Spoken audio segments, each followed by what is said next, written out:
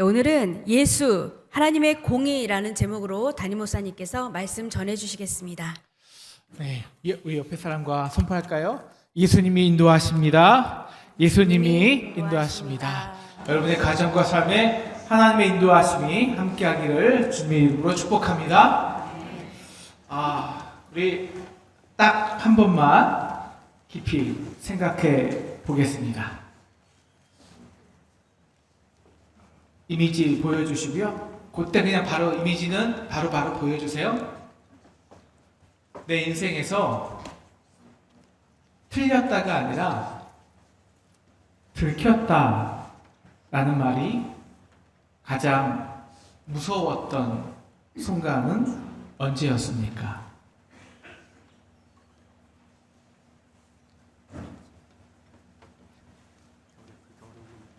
그때 우리는 대개 같은 선택을 합니다.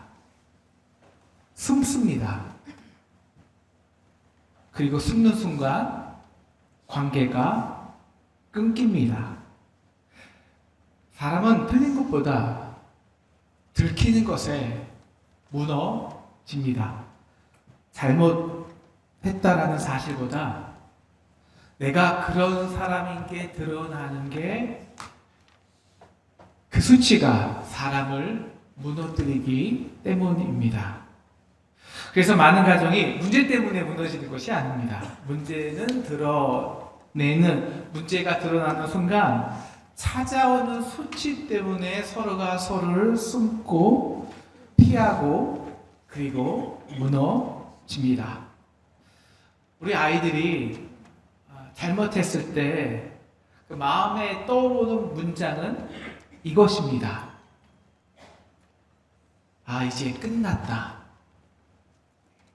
그러면 아이는 숨는 순간 관계가 끊기고 관계가 끝나면 그 틈으로 반드시 어둠이 들어옵니다.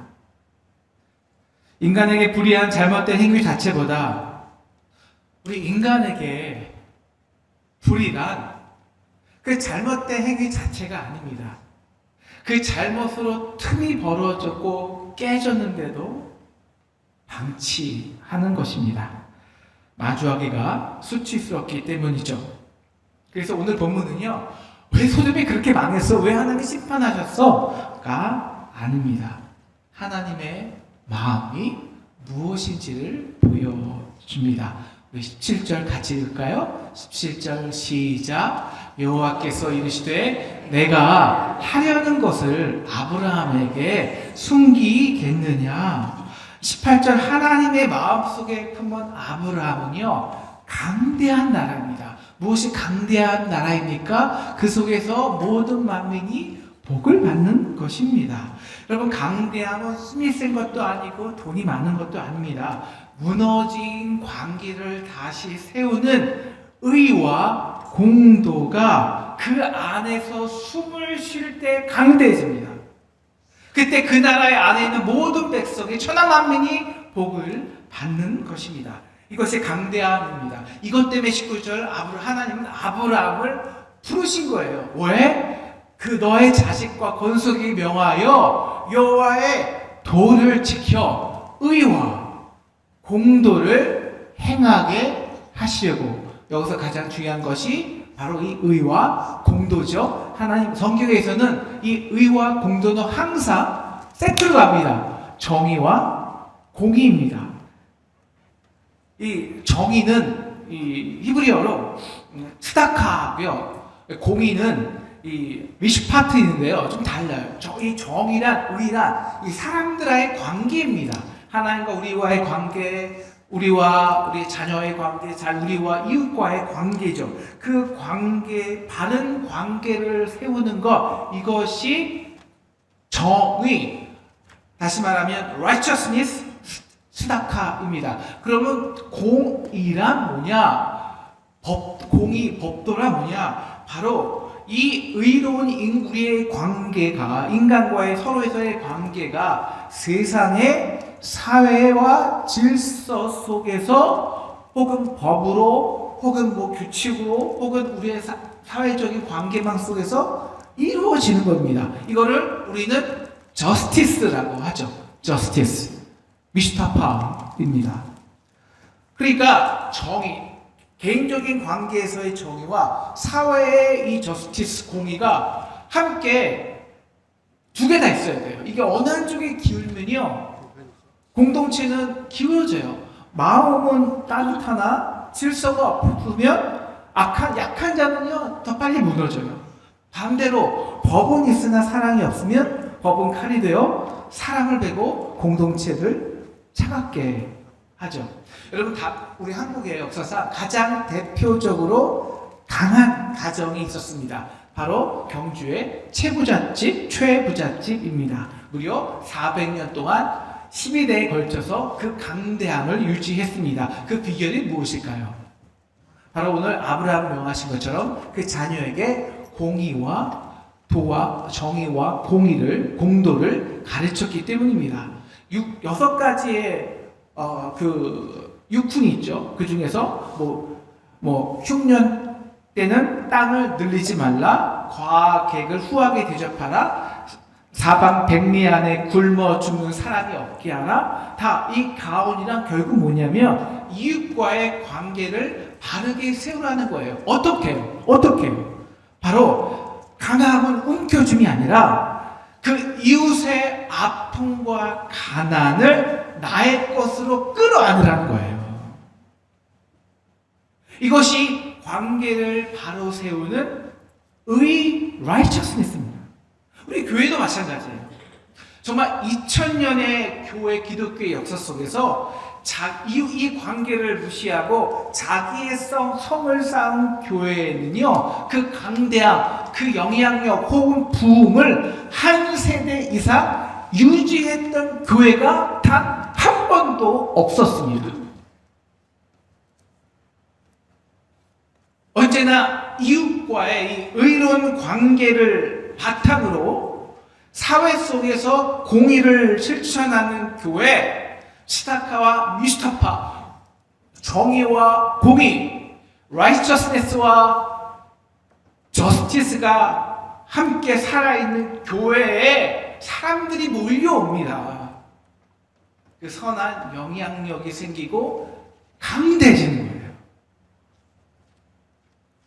그래서 아브라함에게 너 강한 나라가 되기 위해서 자녀들에게 의와 공도를 가르치라는 것입니다. 그럼 어떻게 가르쳐야 될까요? 여러분, 의와 공도가 우리가 교과서 가르치고 이게 의와 공도야, 우리 그렇게 가르치면 의와 공도를 배울까요? 아니죠. 바른 관계 속에서 배우는 것이죠. 의와 공도는 법과 규칙으로 유지되는 것이 아닙니다. 바로 올바른 관계. 그럼 뭐가 올바른 관계냐? 바로 누군가의 수치의 자리로 내려가 관계를 붙잡을 때 살아납니다. 그래서 오늘 하나님은요, 아브라함에게 의와 공도를 한 문장으로 가르쳐주지, 무슨 교과서로 가르쳐주지 않습니다. 바로 한 사건 속으로 아브라함을 끌고 들어가십니다. 어떤 사건이요? 야, 아브라함아, 내가 저 소돔과 고모라를 쓸어버려야겠어. 내가 그들의 부르짖음을 들었다. 여러분, 무슨 이 소돔과 고모라가 타락해서 무너졌다? 그보다도 근본적인 원인이 있어요.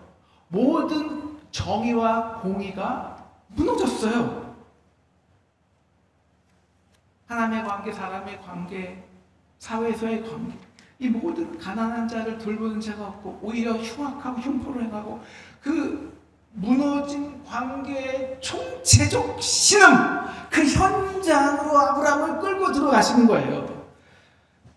오늘 아브라함이 하나님의 심판 계획을 듣자마자 질문합니다. 아니, 하나님, 어떻게 의인과 악인을 함께 멸하십니까?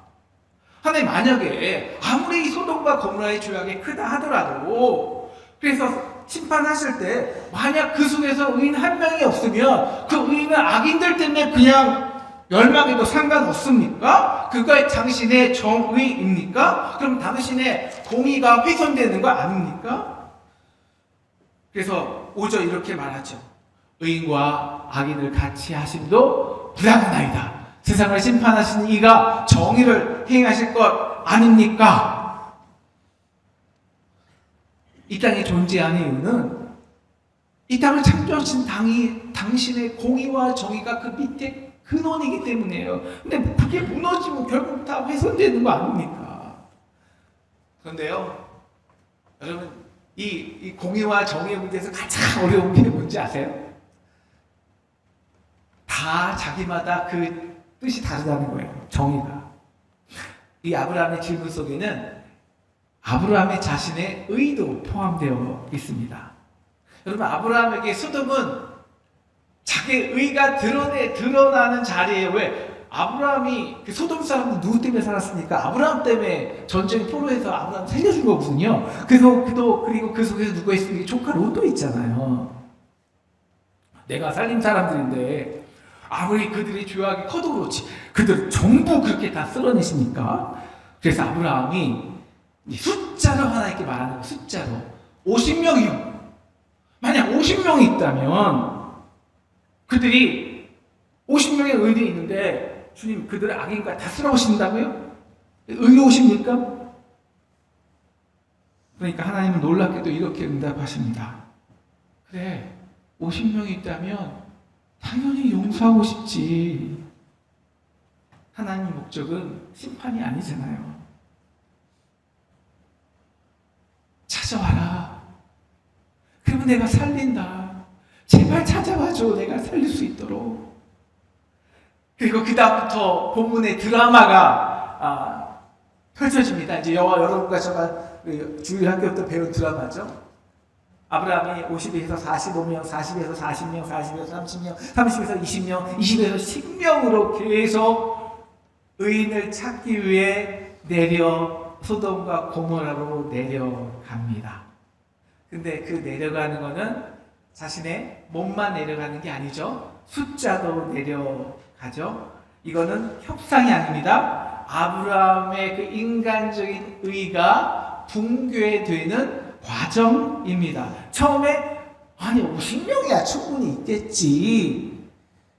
그런데 실제로 소돔에 내려가 보니 의인을 찾아가 보니 기대가 금이 갑니다. 소돔을 알수록 사람들을 경험할수록 숫자는 점점 줄어듭니다. 그때 아브라함의 마음에 명확히 사로잡은 사실 두 가지가 있습니다. 한 가지는 인간에 대한 절망이고 다른 한 가지는 하나님의 의에 대한 두려움입니다. 숫자가 깎이는 게 아닙니다. 아브라함이 깎이는 것입니다. 인간의 본질, 우리의 모습에 가장 가까운 곳에까지 내려와 보니 하나님의 의로우심 앞에는 정작 설 자가 한 명도, 단 한 명도 없었습니다. 그래서 아브라함이 33절 뭘 할까요? 33절 같이 읽겠습니다. 시작.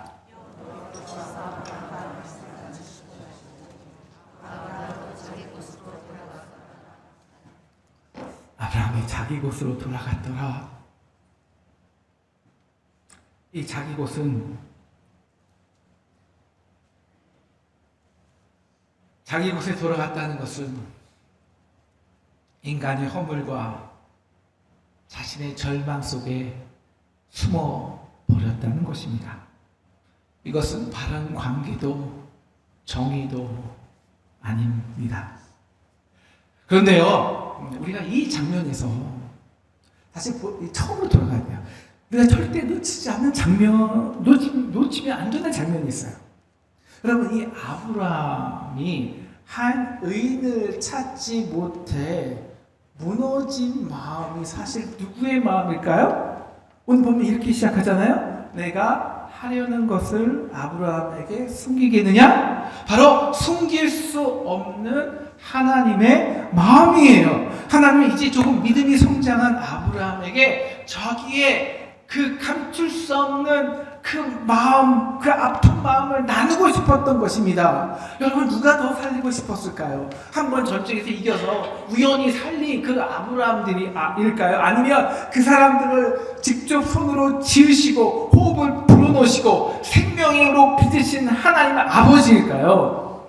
하나님은 소돔과 고모라만이 아니라 이 세상 모든 사람을 살리고 싶으십니다. 하나님이 세상을 이처럼 사랑하사 독생자를 주셨으니는 그들을 멸망시키기 위한 것이 아니라 그들을 구원하기 위함입니다.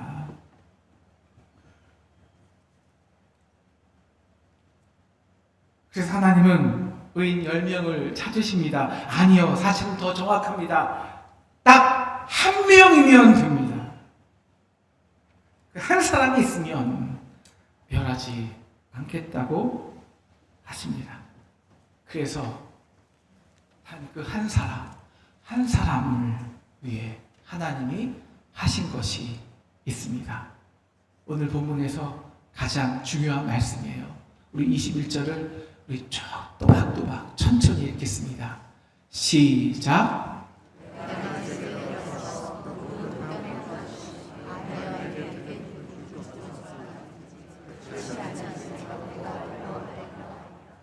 내가 이제 내려가서 왜요? 그들의 공의와 정의가 있는지, 그 정의와 공의 앞에, 무너진 정의와 공의 앞에 내가 무엇을 하는지 알게 하겠다는 거예요. 그리고 나서 오늘 본문이 23절부터 33절까지가 아브라함이 내려가는 거예요. 그리고 나서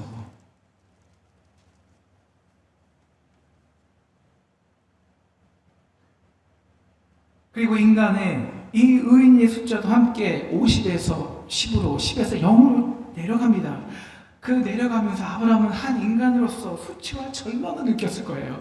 하나님은 친구 아브라함에게 그 자신의 아픔과 절망을 숨길 수 없었던 것입니다. 나누고 싶었던 것입니다. 의인 한 명 찾을 수 없는 그 어떤 공의와 정의도 없는 그 하나님의 그 찾을 수 없는 하나님의 그 절망을, 아픔을.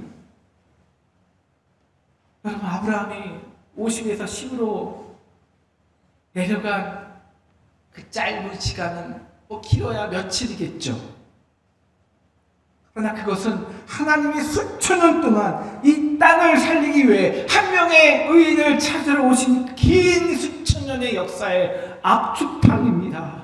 하나님은 모세를 내려보내셔서 우리에게 율법을 주셨습니다. 하나님은 여호수아를 내려보내셔서 우리에게 승리와 가나안 땅을 주셨습니다. 하나님은 수많은 사사들과 선지자들을 내려보내셔서 우리에게 공의의 말씀과 공의의 법도를 전했습니다. 그런데 결과가 무엇입니까?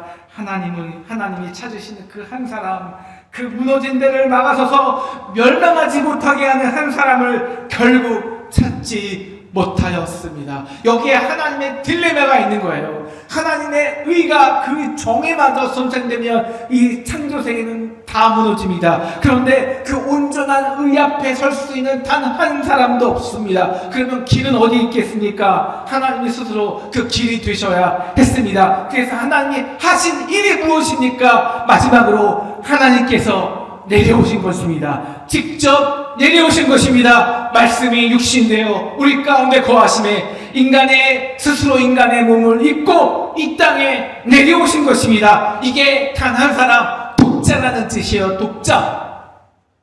단 한 사람.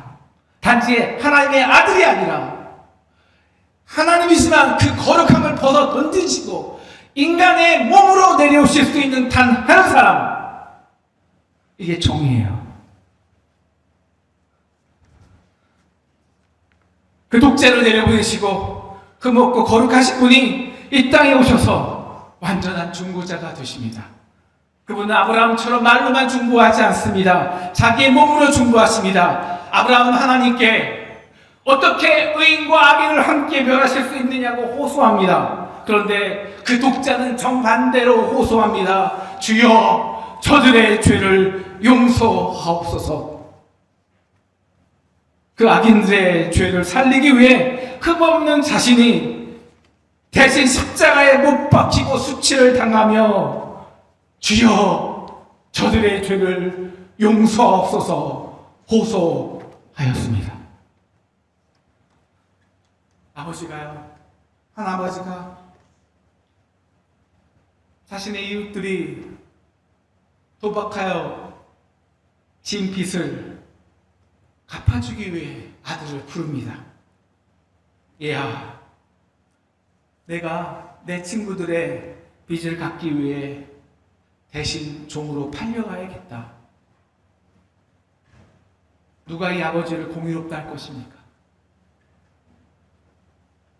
아브라함처럼 어떻게 하나님이 그럴 수 있냐고 따지지 않겠습니까? 우리가 어떻게 아브라함처럼 나의 그 짧은 의와 기준으로 하나님의 십자가 그 공의를 이해하겠습니까? 아브라함아, 너에게 나의 마음을 숨기겠느냐? 이제 내가 하려는 것을 숨기겠느냐? 아브라함아, 너도 한 사람도 의인을 발견하지 못하고 수치와 절망 가운데 무너졌지. 내려가 보니까 그래서 그들의 연약함과 아픔과 절망 속에, 죄악 속에 있다 보니까 정말 그렇지, 나도 그래 그 마음을 나누신 거예요. 너는 며칠겠지만 나는 수천 년간 그렇게 아팠어. 한 사람의 의인도 발견할 수 없어서 너는 그 수치와 아픔 속에 그냥 돌아갔지만, 자기 곳으로 돌아가 버렸지만 나는 그럴 수가 없었어. 그래서 너희의 수치와 절망 앞에 돌아가지 않고 그것을 아예 나의 수치와 아픔으로 품을 수밖에 없었어. 왜? 사랑하면 그럴 수밖에 없으니까. 하나님이 세상을 이처럼 사랑하사 독생자를 주셨으니 이는 저를 믿는 자마다 멸망치 않고 영생을 얻으리라. God so loved the world that He gave His only Son. So love, 너무 사랑해서 그 죄악으로 무너진 그 소돔과 고모라 같은 성의 사람들을, 무너지고 심판받아야 하는 그 사람들을 너무너무 사랑해서 자신이 사랑하는 독자로 하여금 그들의 아픔과 절망과 죽음의 심판의 자리까지 담당하게 하신 것입니다. 그래서 십자가에서 그들의 수치와 모욕을 당하며 심판당하게 했다고. 죄는요, 되게 우리를 숨게 합니다. 그 숨는 방식이 수치입니다. 그래서 우리가 정말 누군가 그 정의가 그 바른 관계가 무너진 틈 앞에 정말 서려면 우리는 반드시 한 가지를 감수해야 합니다. 드러나는 것, 부끄러움을 견디는 것, 자신의 체면이 손상되는 것을 감수해야 합니다. 그래서 하나님은 선지자들을 보내셨고, 그들은 선지자를 죽였지만 또 보내시고 거절당하시고 마음이 찢기셨습니다. 그리고 끝내는 너무 사랑해서 그 독자까지 그들을 위한 유월절 어린 양으로 내려 보내주셨습니다. 아브라함처럼 자기 곳으로 숨지 않고, 하나님에게 있는 자기 곳이 어디입니까? 자기의 거룩함으로 나는 거룩해, 상관없어, 너희들이 알아서 해, 망하든지 죽든지. 아니요, 자신의 거룩함 신성으로 돌아가지 않고 인간의 수치 그 한가운데로 내려가서 그 수치와 함께 조롱당하는 것, 이것이 바른 관계, 바로 righteousness, 정의입니다. 로마서는 이 정의와 공의를 이렇게 선포합니다. 로마서 5장 8절, 우리가 아직 죄인 되었을 때 그리스도께서 우리를 위하여 죽으심으로 하나님께서 우리에게 대한 자신의 사랑을 확증하였느니라. 우리는 들킬까봐 숨었는데 하나님은 우리를 살리기 위해서 스스로 드러내셨습니다. 십자가는 하나님이 들키신 자리입니다. 우리의 죄가 들킨 게 아니라 우리를 향한 하나님의 사랑이 들키시고 드러나시고 선포되시고 그 사랑이 확증된 자리임을 믿으시기를 축원합니다.